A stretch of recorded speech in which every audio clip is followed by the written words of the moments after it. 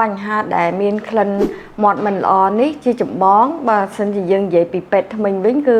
ខ្ញុំសូមផ្ដោតមកលើកត្តាអនាម័យមាត់ថ្មិញវិញសហការផលិតដោយ MyCat Film ផ្ដល់ជូនសេវាកម្មផលិតវីដេអូនិងថតរូបគ្រប់ប្រភេទចាជំរាបសួរនាងខ្ញុំតនបណ្ឌិតសុខយី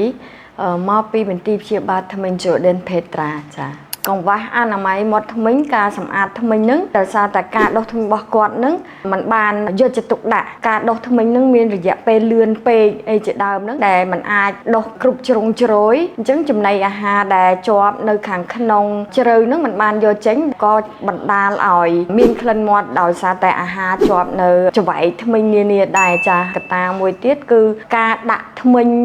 ឬមួយក៏ប៉ះថ្មិញនឹងมันបានត្រឹមត្រូវតាមបច្ចេកទេសដែលធ្វើឲ្យចំណីអាហារអាចគៀបជាប់នៅកន្លែងប៉ះថ្មិញឬមួយក៏ដាក់ថ្មិញនឹងវាដក់ទឹកជាប់អីចឹងទៅដែលធ្វើឲ្យមានក្លិនមាត់ពីចំណុចនឹងដែរចាសហការផលិតដោយ MyCat Film ផ្ដល់ជូនសេវាកម្មផលិតវីដេអូនិងថតរូបគ្រប់ប្រភេទ